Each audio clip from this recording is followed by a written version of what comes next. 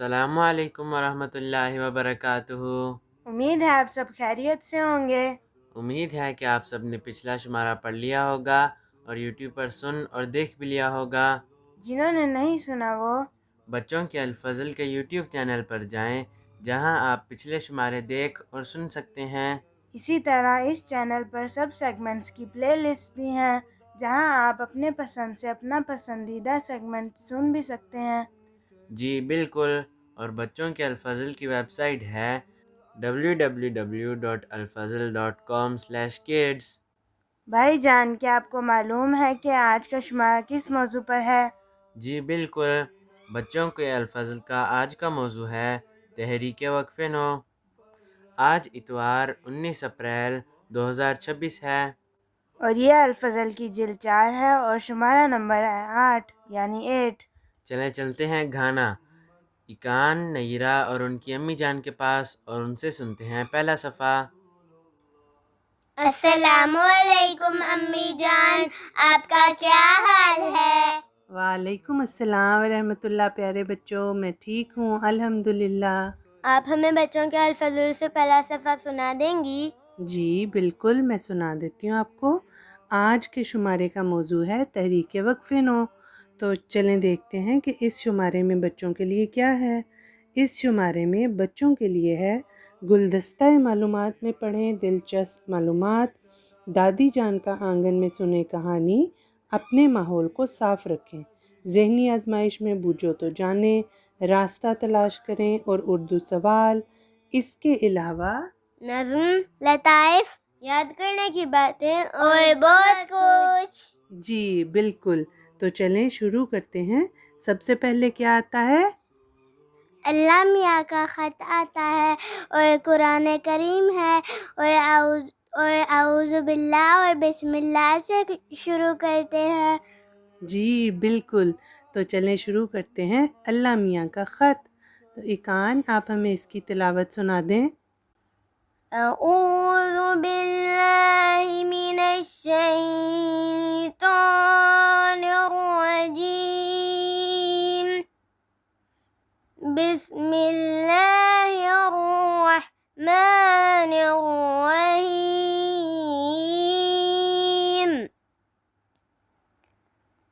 إذ قالت امرأة عمران ربي إني نذرت لك ما في بطني محررا فتقبل مني إنك أنت السميع العليم۔ جزاکم اللہ۔ تو اب میں آپ کو اس کا ترجمہ سنا دیتی ہوں۔ یہ سورۃ آل عمران آیت نمبر 36 ہے، اور اس کا ترجمہ ہے: یاد رکھو جب آل عمران کی عورت نے کہا کہ اے میرے رب، جو کچھ میرے پیٹ میں ہے اسے آزاد کر کے میں نے تیری نظر کر دیا ہے، پس تو اسے میری طرف سے جس طرح ہو قبول فرما، یقیناً تو ہی بہت سننے والا اور بہت جاننے والا ہے۔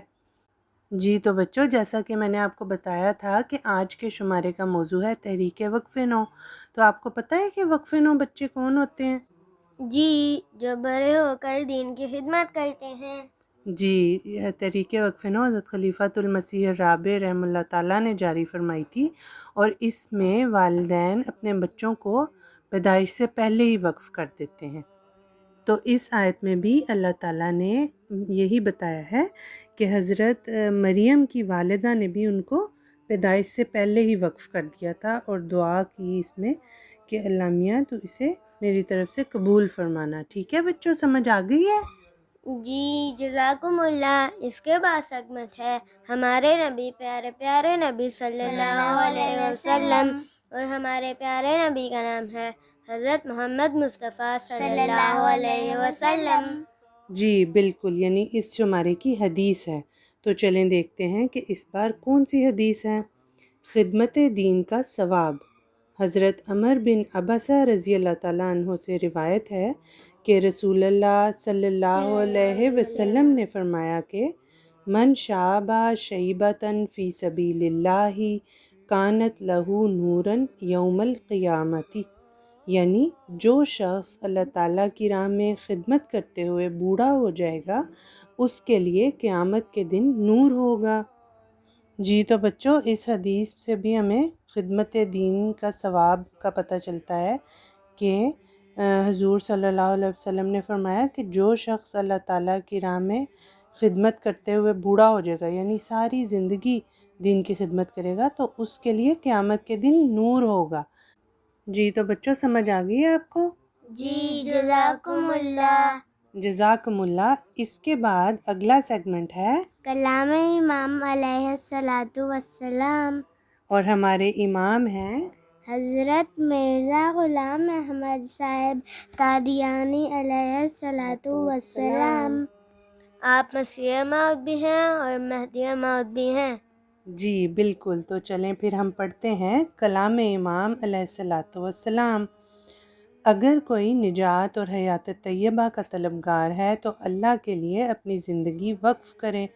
حضرت مسیح موعود علیہ الصلاۃ والسلام فرماتے ہیں کہ میں اپنا فرض سمجھتا ہوں کہ اپنی جماعت کو وصیت کروں اور یہ بات پہنچا دوں، آئندہ ہر ایک کا اختیار ہے کہ وہ اسے سنے یا نہ سنے، کہ اگر کوئی نجات چاہتا ہے اور حیات طیبہ یا ابدی زندگی کا طلبگار ہے تو وہ اللہ کے لیے اپنی زندگی وقف کرے، اور ہر ایک اس کوشش اور فکر میں لگ جاوے کہ وہ اس درجہ اور مرتبے کو حاصل کرے کہ کہہ سکے کہ میری زندگی، میری موت، میری قربانیاں، میری نمازیں اللہ ہی کے لیے ہیں، اور حضرت ابراہیم علیہ الصلاۃ والسلام کی طرح اس کی روح بول اٹھے اسلمت لرب العالمین۔ جب تک انسان خدا کو کھویا نہیں جاتا، خدا میں ہو کر نہیں مرتا، وہ نئی زندگی پا نہیں سکتا۔ بس تم جو میرے ساتھ تعلق رکھتے ہو، تم دیکھتے ہو کہ خدا کے لیے زندگی کا وقف میں اپنی زندگی کی اصل غرض سمجھتا ہوں۔ پھر تم اپنے اندر دیکھو کہ تم میں سے کتنے ہیں جو میرے اس فعل کو اپنے لیے پسند کرتے اور خدا کے لیے زندگی وقف کرنے کو عزیز رکھتے ہیں۔ اس کے مشکل الفاظ کے معنی ہیں ابدی زندگی، کا مطلب ہے ہمیشہ کی زندگی۔ جی تو بچوں، آپ کو کیا سمجھ آئی ہے اس میں؟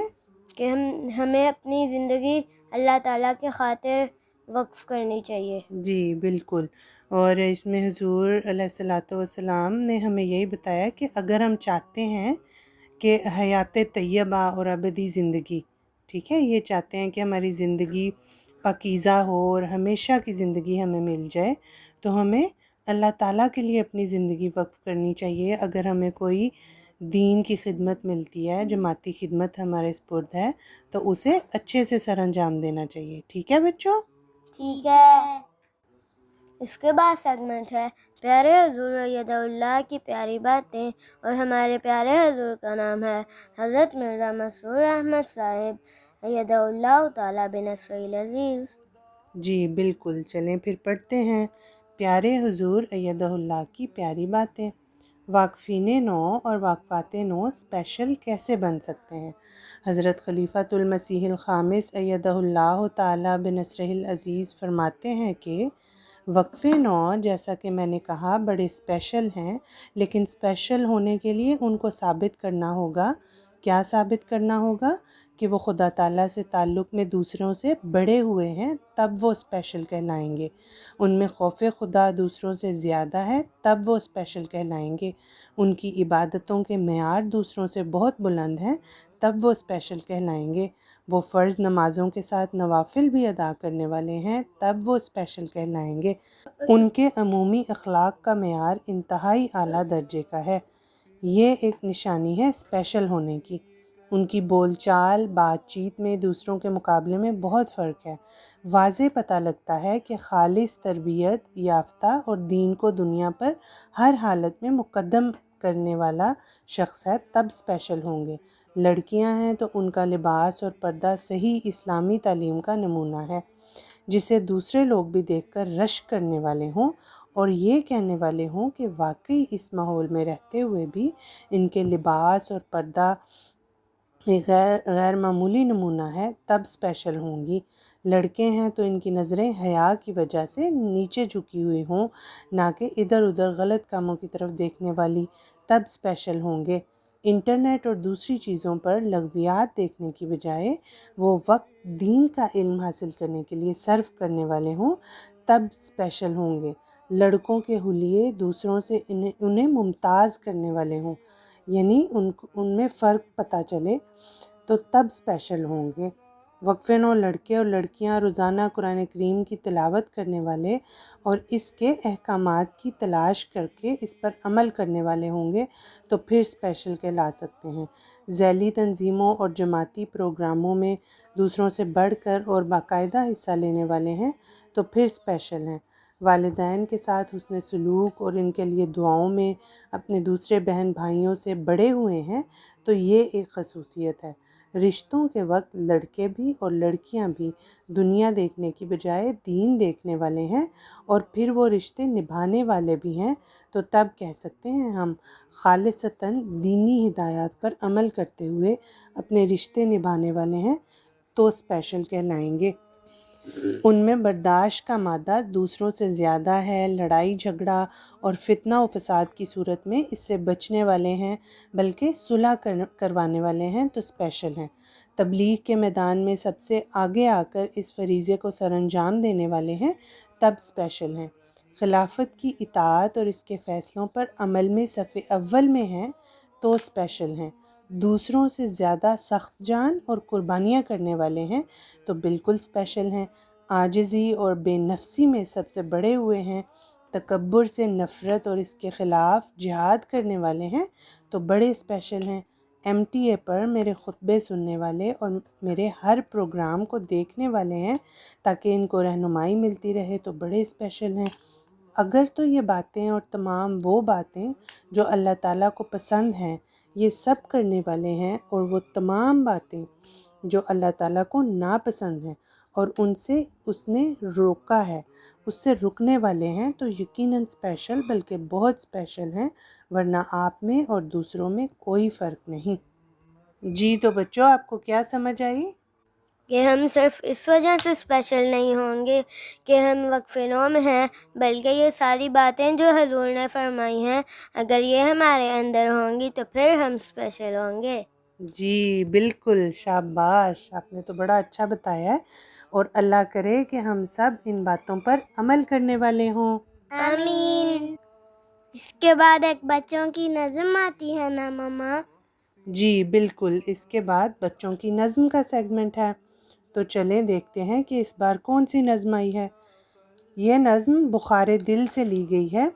الہی مجھے سیدھا رستہ دکھا دے، الہی مجھے سیدھا رستہ دکھا دے، میری زندگی پاک و طیب بنا دے، مجھے دین و دنیا کی خوبی عطا کر، ہر ایک درد اور دکھ سے مجھ کو شفا دے، زباں پر میری جھوٹ آئے نہ ہرگز، کچھ ایسا سبق راستی کا پڑھا دے، گناہوں سے نفرت بدی سے عداوت، ہمیشہ رہیں دل میں اچھے ارادے، ہر ایک کی کروں خدمت اور خیر خواہی، جو دیکھے وہ خوش ہو کے مجھ کو دعا دے، بڑوں کا ادب اور چھوٹوں پہ شفقت، سراسر محبت کی پتلی بنا دے، بنوں نیک اور دوسروں کو بناؤں، مجھے دین کا علم اتنا سکھا دے۔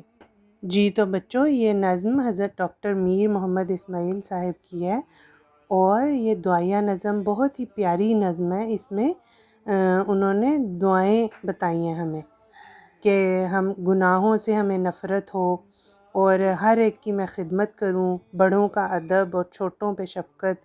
ٹھیک ہے، تو کیسی لگی آپ کو یہ نظم؟ بہت اچھی، جزاکم اللہ۔ جزاکم اللہ۔ تو یہ تھا بچوں کے الفضل کا پہلا صفحہ۔ اس کے بعد ہم چلتے ہیں صفحہ 2 پر، جس پر آتا ہے یاد کرنے کی باتیں اور گلدستہ معلومات۔ اب ہم چلتے ہیں یمنا سمر اور ان کی امی جان کے پاس اور دیکھتے ہیں کہ وہ کیا سیکھ رہے ہیں۔ ٹھیک ہے تو چلے پھر ان کے پاس۔ السلام علیکم ورحمۃ اللہ، آئیں کلاس کا وقت ہو گیا ہے۔ وعلیکم السلام، آج ہم کیا کریں گے؟ بچوں جیسا کہ آپ کو معلوم ہے کہ بچوں کے الفضل کے صفحہ 2 پر یاد کرنے کی باتیں آتی ہیں۔ آج تو کوئی نیا سبق لگ رہا ہے. جی شرائط بیعت آئی ہیں نا. آج ہم 8ویں شرط پڑھیں گے. جی آج ہم 8ویں شرط پڑھیں گے. چلے پڑھتے ہیں. یاد کرنے کی باتیں، شرائط بیعت یاد کریں. حضور انور اید اللہ تعالیٰ بنصر العزیز نے جلسہ سالانہ قادیان 2025 کے اختتامی خطاب میں شرائط بیعت پر توجہ کرنے کی تحریک فرمائی. ہشتم یہ کہ دین اور دین کی عزت اور ہمدردی اسلام کو اپنی جان اور اپنے مال اور اپنی عزت اور اپنی اولاد اور اپنے ہر یک عزیز سے زیادہ تر عزیز سمجھے گا. اشتہار تکمیل تبلیغ 12 جنوری 1898. اس شرط میں حضور ہم سے یہ وعدہ کر رہے ہیں کہ ہمیں اللہ تعالیٰ اور اسلام میں سب سے زیادہ محبت ہونی چاہیے. اپنی پسند کی چیزیں جیسے کھلونے، گیمز، آرام یا ٹی وی پروگرامز وغیرہ ہوتے ہیں نا، یا کوئی بھی چیز جو ہمیں بہت پیاری ہے ہمیں چھوڑ دینی چاہیے. جب دین کا کام ہو یعنی سب سے پہلے اللہ تعالیٰ اور پھر کچھ اور. تو آپ کو کیا سمجھ آئی ہے؟ کہ ہمیں دین کو دنیا پہ مقدم کرنا چاہیے. جی اور سمر آپ کو کیا سمجھ آئی ہے؟ ہم وعدہ کرتے ہیں کہ ہم اللہ میاں کو ہر چیز سے زیادہ پیار کریں گے. جی جزاک اللہ احسن الجزا. اور اس کے بعد کیا آتا ہے؟ روزمرہ کی دعائیں. جی روزمرہ کی دعائیں یاد کریں. تو جیسا کہ آپ سب کو معلوم ہے کہ بچوں کا الفضل چھوٹی چھوٹی دعائیں بھی یاد کرواتا ہے. یہ دعائیں جن بچوں کو نہیں یاد تو وہ ایک ایک کر کے الفضل کے ساتھ یاد کر سکتے ہیں. جی بالکل وہ ہمارے ساتھ یاد کر لیں. چلیں دیکھتے ہیں آج کون سی دعا ہے. ٹھیک ہے. اور یہ قرآن کریم کی دعا ہے. روزمرہ دعائیں یاد کریں. اعوذ باللہ من الشیطان الرجیم بسم اللہ الرحمن الرحیم. ربنا اننا آمنا فاغفر لنا ذنوبنا وقنا عذاب النار. یہ سورہ ال عمران کی آیت نمبر 17 اور اس کا ترجمہ ہے: اے ہمارے رب، یقیناً ہم ایمان لے آئے، بس ہمارے گناہ بخش دے اور ہمیں آگ کے عذاب سے بچا لے. ایک دفعہ پھر میں آپ کے سامنے سے پڑھتی ہوں. ربنا اننا آمنا فاغفر لنا ذنوبنا وقنا عذاب النار. جملہ آپ کو یاد ہو گیا تو ایک دفعہ سنا دو. ٹھیک ہے.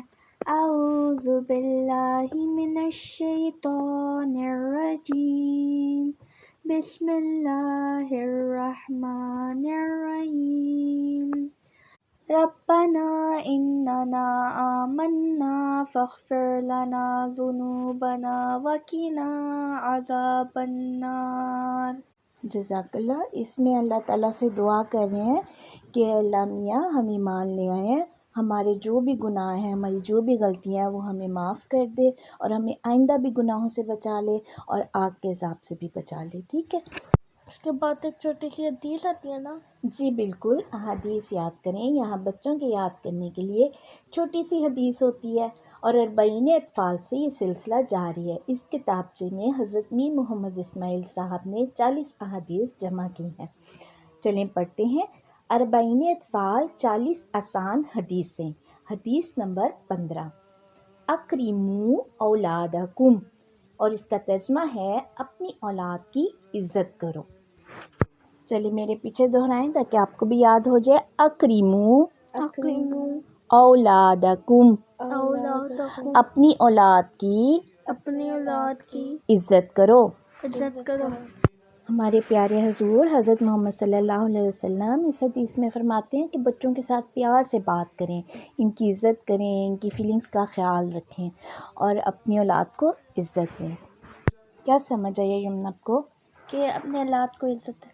اور سمر آپ کو؟ بچوں سے بھی عزت سے بات کرنی چاہیے اور بڑوں سے بھی. جی بالکل جزاک اللہ.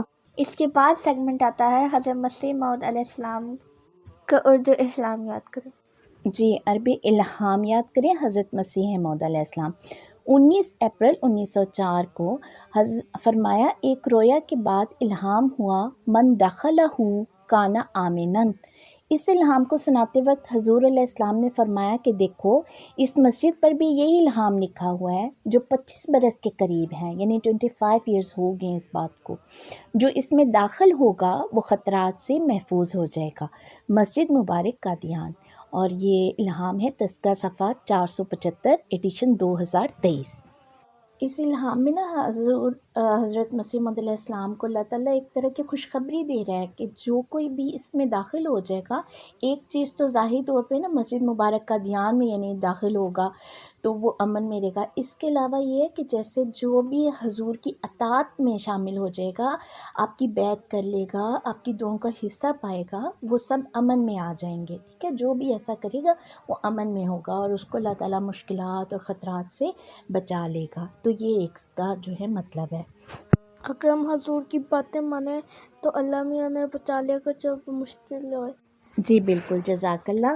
اس کے بعد قصیدہ آتا ہے۔ جی، قصیدہ ما ترجمہ یاد کریں اور شعر نمبر ہے 33۔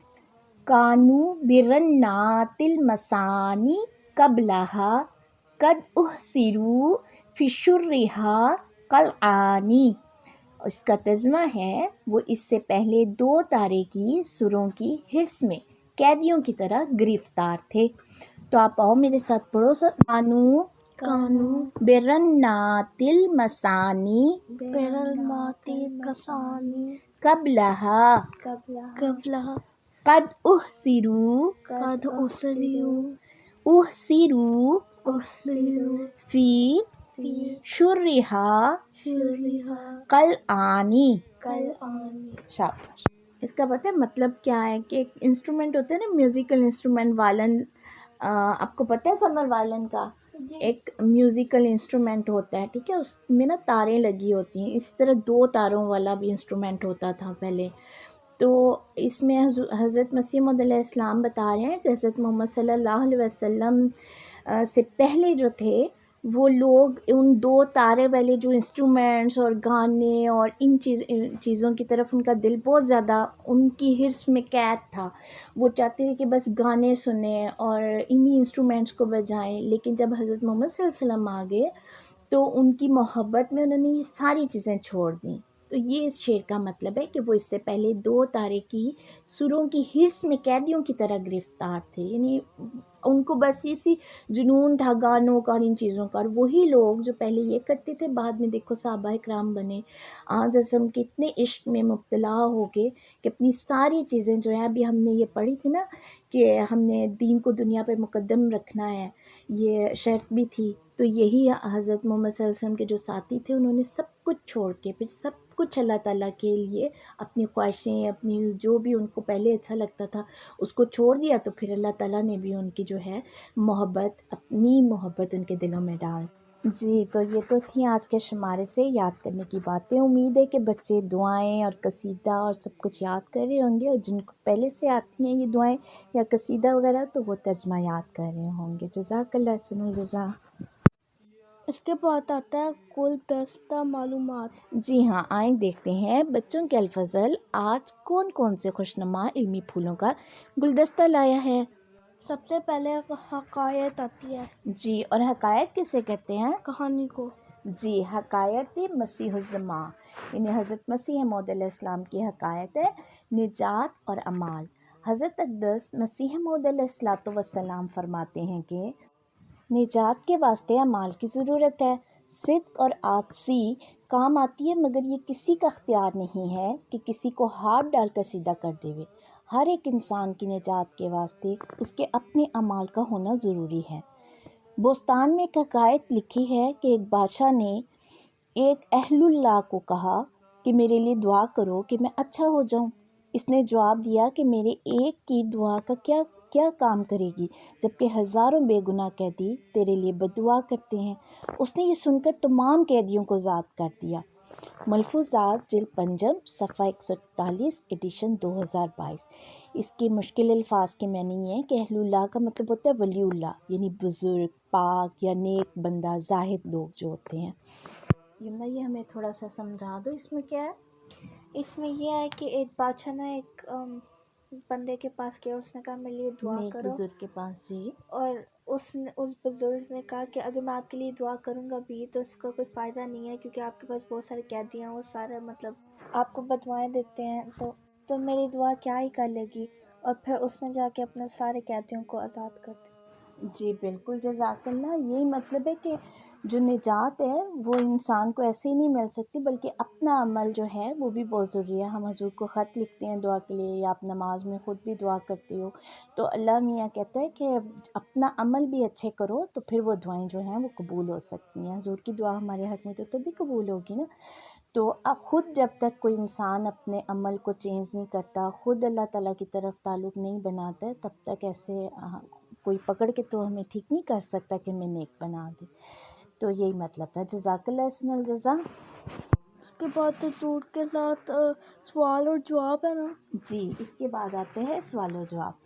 ایک شریک مجلس نے حضور انور کے ارشاد کی روشنی میں سوال کیا کہ حضور نے فرمایا تھا کہ جو واقفین جماعت میں خدمت نہیں کر رہے ہیں انہیں اپنے متعلقہ شعبہ، یعنی اپنا جو ان کا ڈپارٹمنٹ ہے اس میں مہارت حاصل کرنی چاہیے اور بہترین نمونہ دکھانا چاہیے اور رول ماڈل بننا چاہیے. تو کچھ شعبہ جات ایسے بھی ہیں کہ جو کافی وقت طلب ہے، یعنی ان پہ کافی ٹائم لگتا ہے. ایسے بعض ڈپارٹمنٹ ہے جیسے کہ تحقیق، ریسرچ کا ہے، اور طب یعنی کہ میڈیکل کا ہے. تو جو واقفین ان شعبے میں کام کر رہے ہیں ان کے لیے آپ کی کیا ہدایت ہے؟ تو اس سوال کے جواب میں حضور انور نے عبادت اور تلاوت قرآن کریم کی اہمیت پر زور دیتے ہوئے تلقین فرمائی، یعنی آپ نے نصیحت فرمائی کہ پہلی بات تو یہ ہے کہ نمازیں نہیں چھوڑنی، عبادت نہیں چھوڑنی، عبادت کرنی چاہیے. صبح اٹھتے ہو تو کوشش کرو کہ قرآن شریف کی تلاوت کرو، اور پھر قرآن شریف کا ترجمہ پڑھو، تفسیر پڑھو، تاکہ قرآن شریف کا مطلب سمجھ آئے. پھر حضور انور نے دیگر مصروف پیشوں والے واقفین کو بھی جماعتی خدمت جاری رکھنے کی اہمیت کی طرف توجہ دلاتے ہوئے فرمایا کہ اگر وہاں ان کو وقت نہیں مل رہا تو ویکنڈ پر کوئی چھٹی کے دن، 2-1 دن تو مل ہی جاتے ہیں، سائنٹسٹ کو بھی مل جاتے ہیں، نہیں تو اپنے حلقے میں ہی تبلیغ کر سکتا ہے، تو وہ بھی جماعتی خدمت ہے. مزید برآں حضور انور نے عملی مثال کے ذریعے قرآنی تعلیم اور تبلیغ کی اہمیت کو اجاگر فرمایا کہ ڈاکٹر اسلام صاحب سارا دن مصروف رہتے تھے اور 7 دن کام کرتے تھے. آپ کو پتہ ہے نا ڈاکٹر عبدالسلام صاحب جو ہمارے سائنٹسٹ تھے، ان کے بارے میں پتہ ہے آپ کو؟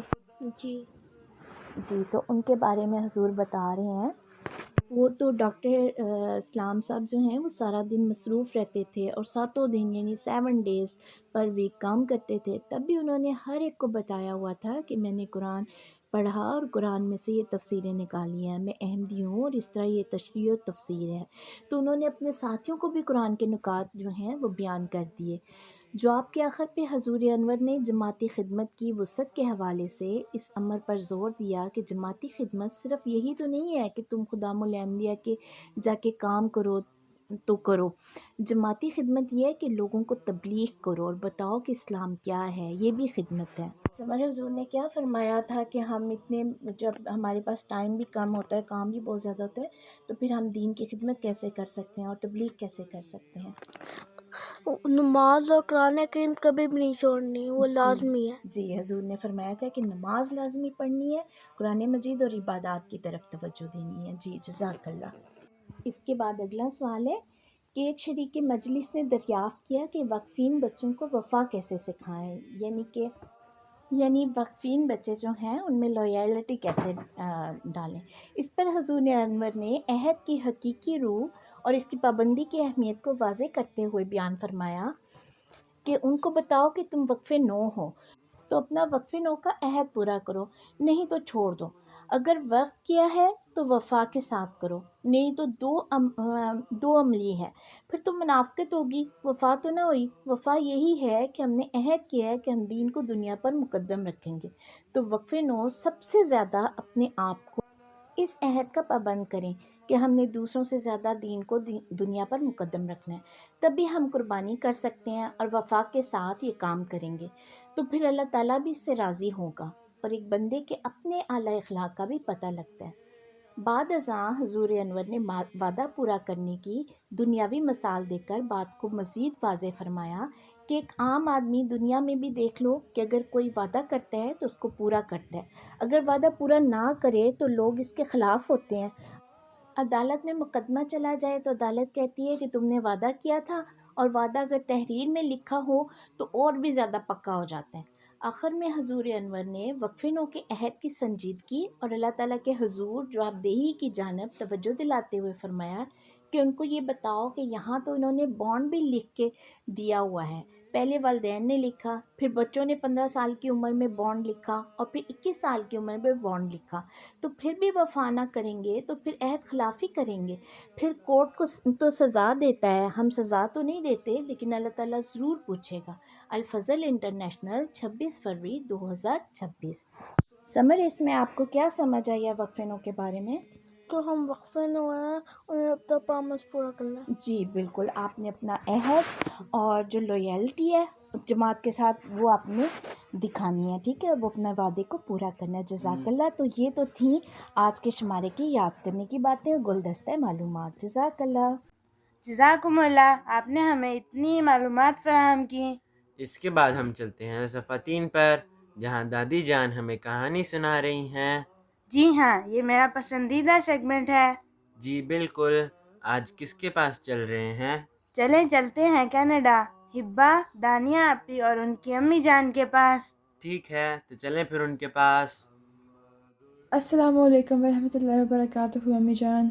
وعلیکم السلام ورحمۃ اللہ وبرکاتہ۔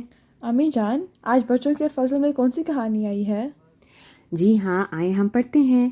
آج دادی جان کے آنگن میں کہانی کا عنوان ہے اپنے ماحول کو صاف رکھیں۔ 22 اپریل کو دنیا بھر میں یوم ارتھ ڈے منایا جاتا ہے۔ ناظم صاحب اطفال نے بچوں کو اپنے گھروں پر پودے لگانے کی ترغیب دلائی تھی۔ ابو جان بھی بہت سارے پھولوں کی پنیریاں اور چند ایک پھلدار پودے لے کر گھر آئے، جیسے ابو جان لے کے آتے ہیں نا پودوں کے، جب گرمی سردیاں ختم ہو رہی ہیں، گرمیاں آ رہی ہیں، تب ہم پودے لگائیں گے انشاءاللہ۔ تو کہتے ہیں کہ بچوں کی خوشی دیکھنے والی تھی، ان سب کو دادی جان کے ساتھ مل کر اپنے باغیچے کو ان پنیریوں اور پودوں سے آراستہ کرنا تھا۔ ٹھیک ہے، اب بھی تینوں بہن بھائی ابو جان کی مدد کر رہے تھے، جبکہ دادی جان انہیں ہدایات دے رہی تھیں۔ ٹھیک ہے، تو احمد کہتا ہے دادی جان یہ درخت اتنے اچھے ہوتے ہیں، گرمی میں سایہ بھی دیتے ہیں اور ہوا بھی ٹھنڈی کر دیتے ہیں۔ دادی جان مسکرائیں اور بولیں بالکل بیٹا، درخت تو ماحول کی صفائی میں بہت اہم کردار ادا کرتے ہیں، اسی لیے ہمارے رسول کریم صلی اللہ علیہ وآلہ وسلم نے درخت لگانے کی بہت تاکید فرمائی ہے۔ محمود نے حیران ہو کر پوچھا دادی جان کیا درخت لگانا بھی نیکی ہے؟ تو جسے دادی جان نے محبت سے جواب دیا جی ہاں بیٹا، رسول اللہ صلی اللہ علیہ وآلہ وسلم نے فرمایا ہے کہ جو مسلمان بھی کوئی پودا لگاتا ہے یا کھیتی بوتا ہے اور پھر اس سے کوئی پرندہ یا انسان یا چوپایا کھاتا ہے تو یہ کھیتی اور درخت اس کے لیے ثواب کا موجب بن جائے گا۔ گڑیا خوش ہو کر بولی تو پھر ہمیں اور بھی درخت لگانا چاہیے، ہے نا؟ تو دادی جان کہتی ہے بالکل، انسان کو چاہیے کہ اپنی زندگی میں کم از کم ایک ایسا پودا ضرور لگائے جو بڑا ہو کر سایہ دار یا پھلدار درخت بن جائے۔ آپ نے کوئی لگایا ہے ابھی تک؟ یس، اسکول میں۔ اچھی بات ہے۔ احمد کہتا ہے دادی جان کچھ لوگ درخت کاٹ دیتے ہیں، کیا یہ ٹھیک ہے؟ تو دادی جان نے سنجیدگی سے کہا بیٹا، بلا ضرورت درخت کا کاٹنا اچھا نہیں۔ ہمارے نبی صلی اللہ علیہ وآلہ وسلم نے تو جنگوں میں بھی پھول اور پھلدار پودے، کھیتوں اور درختوں کو کاٹنے اور آباد زمین کو برباد کرنے سے منع فرمایا ہے۔ تو محمود کہتا ہے دادی جان ہم ماحول کو اور کیسے صاف رکھ سکتے ہیں؟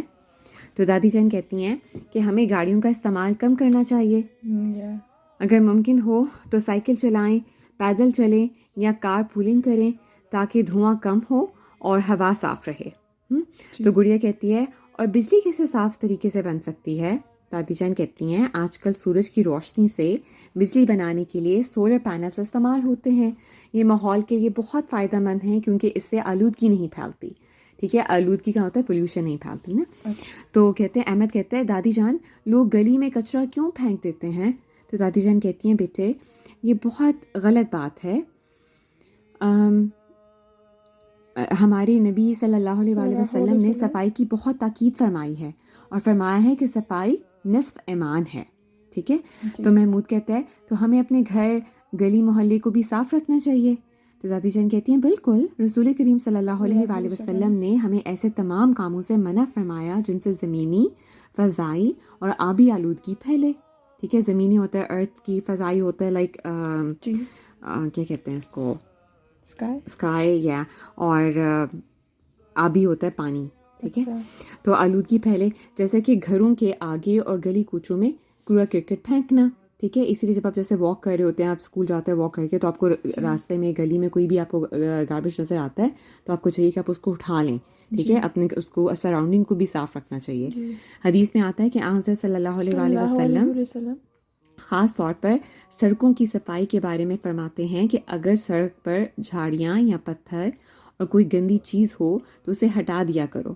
بلکہ آپ کا عمل یہ تھا کہ اگر کوئی گندی چیز ہوتی تو آپ صلی اللہ علیہ وآلہ وسلم اسے خود اٹھا کر ایک طرف کر دیتے، اور فرماتے کہ جو شخص سڑکوں کی صفائی کا خیال رکھتا ہے خدا اس پر خوش ہوتا ہے اور اسے ثواب عطا کرتا ہے.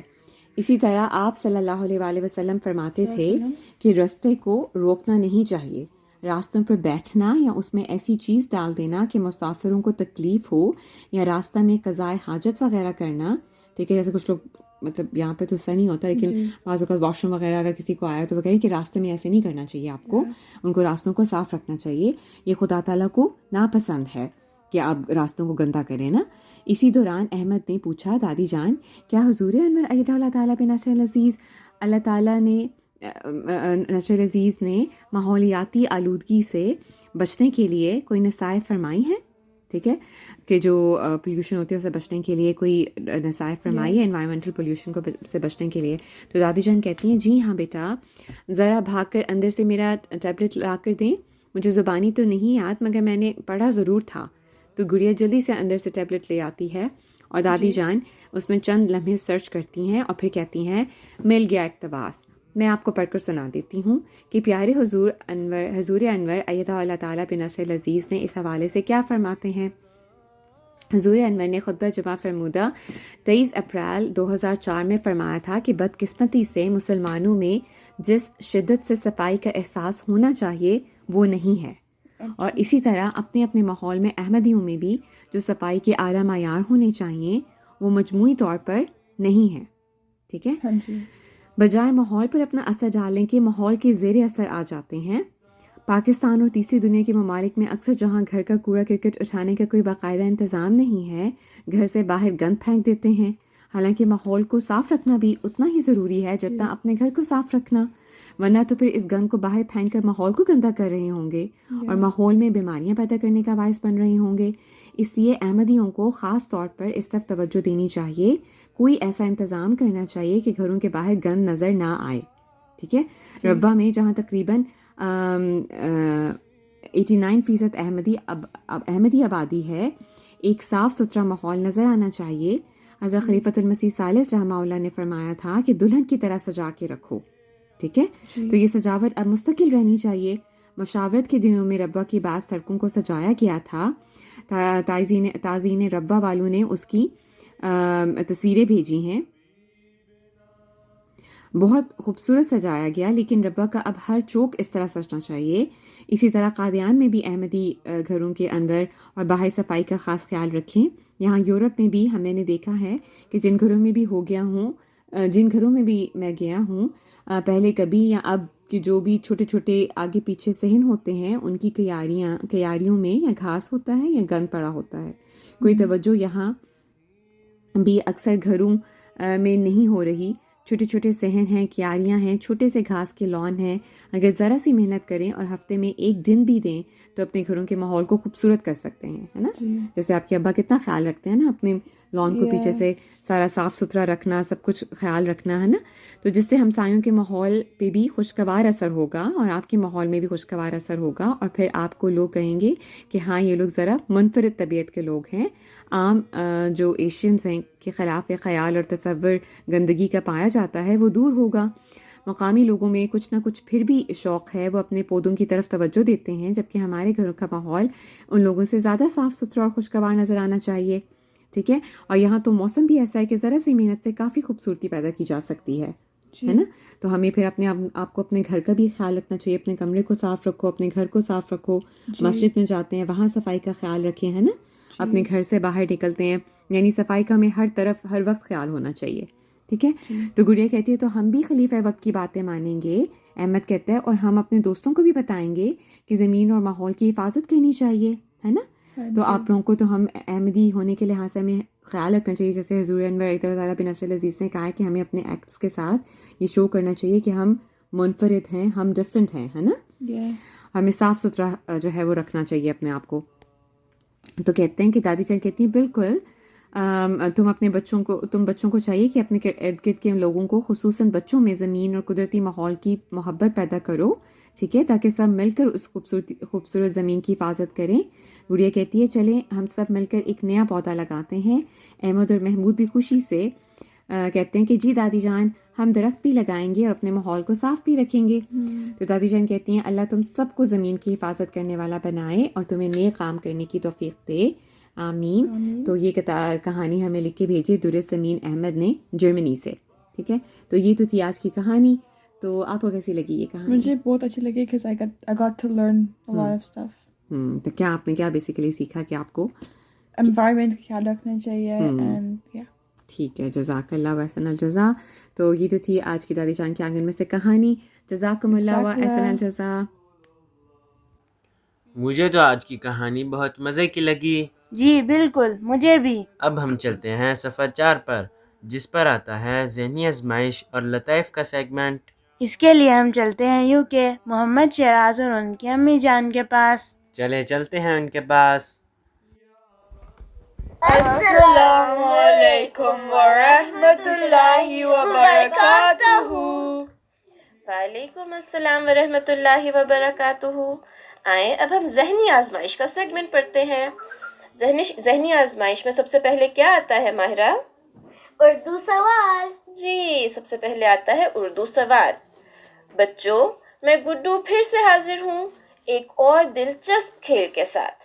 آئیں نام، چیز اور جگہ کھیلتے ہیں. آج حرف توئے سے الفاظ بتائیں. توئے سے بتائیں ایک انسان کا نام، ایک چیز کا نام، ایک جگہ کا نام، ایک پھل کا نام، ایک سبزی کا نام اور کوئی بھی ایک لفظ. محمد شیراز، آپ کو توئے سے کوئی نام آتا ہے؟ طاہر. اور مجھے لگتا ہے توئے سے آپ کو ایک پرندے کا نام بھی آتا ہے. طوطا. جی، طوطا ایک پرندہ ہوتا ہے. مجھے امید ہے کہ ہمارے سننے والے بچے ہمیں باقی چیزیں بھی لکھ کر بھیجیں گے. اس کے بعد ہے محاورہ بوجھے. اور یہ جو آج کا محاورہ ہے یہ مشہور محاورہ ہے جس کا مطلب ہے کسی کو جھوٹی امیدیں دلانا، دھوکہ دینا یا حسین خواب دکھا کر بیوقوف بنانا. ذرا سوچ کر محاورہ بوجھیں. اس میں ایک تصویر ہے اور تصویر سے مجھے لگ رہا ہے کہ ایک بندہ دوسرے بندے کو کوئی بہت بڑے بڑے خواب دکھا رہا ہے. اور یہ محاورہ جو ہے یہ سبز سے شروع ہوتا ہے. یہ انہوں نے ہمیں ہنٹ دی ہوئی ہے. تو دیکھتے ہیں کہ کتنے بچے اس محاورے کو بوجھ پاتے ہیں. اس کے بعد اگلا سیگمنٹ کیا ہے یحییٰ؟ سڈوکو. جی، اس کے بعد آتا ہے سڈوکو. سڈوکو میں 9 خانوں کا مجموعہ موٹی لکیروں سے واضح کیا گیا ہے اور ہر خانے میں بھی 9 خانے ہیں. ان خانوں میں 1 تا 9 نمبر اس طرح لکھیں کہ اوپر سے نیچے، دائیں سے بائیں اس سطر اور بڑے خانے میں یعنی اس لائن میں اور اس باکس میں دوبارہ وہ عدد نہ آئے. یحییٰ کو مجھے پتا ہے کہ سڈوکو بہت پسند ہے اور مجھے لگتا ہے کہ ہمارے جو اور دیکھنے والے بچے ہیں ان کو بھی پسند ہوگی. سو ہم انتظار کریں گے کہ بچے ہمیں اس کو حل کر کے بھیجیں. اس کے بعد ہے بوجھو تو جانے، اور اس میں آج 2 پزلز آئے ہیں. پہلے پزل میں انہوں نے ہمیں ایک تصویر، ایک شکل بنا کے دی ہے لائنز کے ساتھ، اور انہوں نے کہا ہے کہ آپ نے پینسل کو اٹھائے بغیر دی ہوئی شکل بنائے. تو پینسل کو نہیں اٹھانا اور اس طرح کاپی کرنا ہے کہ کوئی لائن ریپیٹ بھی نہ ہو اور یہ پوری شکل آپ واپس بنا سکیں، کاپی کر سکیں. دیکھتے ہیں کتنے بچے اس کو کر پاتے ہیں. اس کے بعد ہے دوسرا ایک ماچس کی تیلی کی جگہ تبدیل کر کے اس طرح لگائیں کہ درست جواب آ جائے. ماہرہ نے تو اس کو حل کر لیا ہے، دیکھتے ہیں کہ باقی بچے اس کو حل کر پاتے ہیں کہ نہیں. تو یہ تھا ہمارا آج کا ذہنی آزمائش. بچوں کا الفضل کی مزیدار ویڈیوز دیکھنے کے لیے QR کوڈ کو سکین کیجئے. بچوں کے الفضل میں آنے والے یاد کرنے کے امور یا ذہنی آزمائش حل کر کے اردو میں اپنا نام اور شہر ہمیں بذریعہ ای میل info@alfazl.com یا بذریعہ واٹس ایپ یا ٹیلی گرام ارسال کیجیے۔ محمد شراز، آپ ہمیں واٹس ایپ اور ٹیلی گرام کا نمبر بتا دیں گے؟ جی 44756233446 جزاکم اللہ۔ اس کے بعد آتا ہے ہنسنا منع ہے۔ بچوں کے الفاظل کا اس پہ کیا چیلنج ہے؟ ہنسنا منع ہے۔ جی تو دیکھتے ہیں کہ بچوں کو ہنسی آتی ہے کہ نہیں آتی۔ پہلا لطیفہ ہے پانی پانی ہونا۔ استاد پپو سے پانی پانی ہونا کا جملہ بناؤ۔ پپو معصومیت سے میں نے برف کا ٹکڑا دھوپ میں رکھا تو وہ پگھل کر پانی پانی ہو گیا۔ پانی پانی ہونے کا مطلب ہوتا ہے کہ بہت زیادہ شرمندہ یا امبیرس ہونا۔ اگلا لطیفہ ہے دانتوں کے بغیر سائیکل۔ ایک لڑکا پارک میں سائیکل چلا رہا تھا۔ اس کی ماں بڑے فخر سے اسے دیکھ رہی تھی۔ پہلے چکر میں جب لڑکا ماں کے قریب سے گزرا تو کہا، دیکھیے امی، ہاتھوں کے بغیر چلا رہا ہوں۔ دوسرے چکر میں آواز لگائی، دیکھیے امی، پیروں کے بغیر۔ تیسرے چکر میں وہ بڑی دیر بعد آیا تو رونی صورت بنا کر بولا، دیکھیے امی، دانتوں کے بغیر۔ اس کے بعد ہے اللہ کو پیارے ہو گئے۔ کلیم، تم 18ویں صدی کے سائنسدانوں کے متعلق کیا جانتے ہو؟ سلیم، یہ کہ وہ سب اللہ کو پیارے ہو گئے ہیں۔ 18ویں صدی یعنی 18th سینچری۔ تو وہ کہتا ہے مجھے صرف اتنا پتہ ہے کہ وہ سارے اللہ میں کے پاس چلے گئے ہیں۔ اس کے بعد اگلا لطیفہ ہے کھیل یا لڑائی، اور یہ ہمیں یحییٰ پڑھ کر سنائیں گے۔ بچہ، ابا جان، میں حمید کے ساتھ کھیلنے جاؤں؟ ابا، نہیں، وہ بہت شرارتی ہے۔ بچہ، پھر میں اس سے لڑنا جا رہا ہوں۔ اس نے کہا کہ میں جانا تو ہے، اگر میں کھیلنے نہیں جا رہا تو پھر میں اس سے لڑنے جا رہا ہوں۔ اس کے بعد ہے سین اور شین۔ اشرف نامی ایک آدمی نے شور کوٹ سے اپنی بیوی شریفن بیوی کو ایک اشرفی بھیجی اور سلام بھجوایا۔ نوکر دروازہ کھٹکھٹا کر بولا، شریفن بیوی کو اشرف بابو نے شور کوٹ سے اشرفی بھیجی ہے۔ شریفن بیوی، ارے موئے، کہیں تو شین بولا ہوتا۔ نوکر، اور شب کو شلام کہا ہے۔ فنی تھا نا؟ جی۔ اس نے سارے شین اور شین کو سین بنا دیا تھا۔ اگلا لطیفہ ہے شیشے کا مکان۔ استاد، کیوں کہا جاتا ہے کہ شیشے کے مکان میں بیٹھ کر پتھر نہیں مارنے چاہیے؟ شاگرد، اس طرح باہر بھی سب کو پتہ لگ جاتا ہے کہ پتھر کون مار رہا ہے۔ اس کے بعد ہے نام روشن کرنا۔ ایک سیاح کسی گاؤں میں گیا، وہاں ایک دیہاتی سے پوچھا، یہاں کسی نے اپنا نام روشن کیا ہے؟ نہیں جناب، یہاں تو ابھی تک بجلی بھی نہیں آئی۔ اگلا لطیفہ ہے بھینس کی قیمت۔ گاہک، اس بھینس کی قیمت 10,000 بہت زیادہ ہے، اس کی تو ایک آنکھ بھی نہیں ہے۔ مالک، آپ کو اس کا دودھ دوہنا ہے یا اس سے کشیدہ کاری کروانی ہے؟ اور اگلا لطیفہ جو ہے وہ ہمیں ماہرہ پڑھ کر سنائیں گی۔ دستک، استاد اسد سے۔ دستک کو جملے میں استعمال کرو۔